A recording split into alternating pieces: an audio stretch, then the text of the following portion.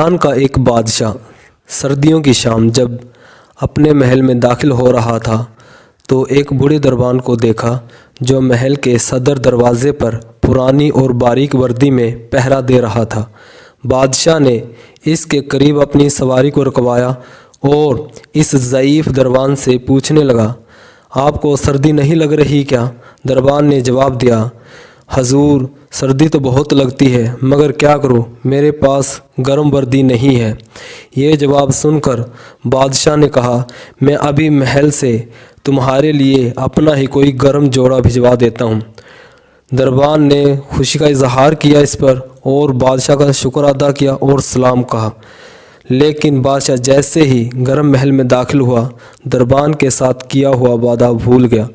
صبح دروازے پر اس بوڑھے دربان کی اکڑی ہوئی لاش ملی اور قریب ہی مٹی پر اس کی یک بستہ انگلیوں سے لکھی گئی یہ تحریر بھی ملی، بادشاہ سلامت، میں کئی سالوں سے سردیوں میں اسی نازک اور باریک وردی میں دربانی کر رہا تھا مگر کل رات آپ کے گرم لباس کے وعدے نے میری جان نکال دی۔ سہارے انسان کو کھوکھلا کر دیتے ہیں، اسی طرح امیدیں کمزور کر دیتی ہیں۔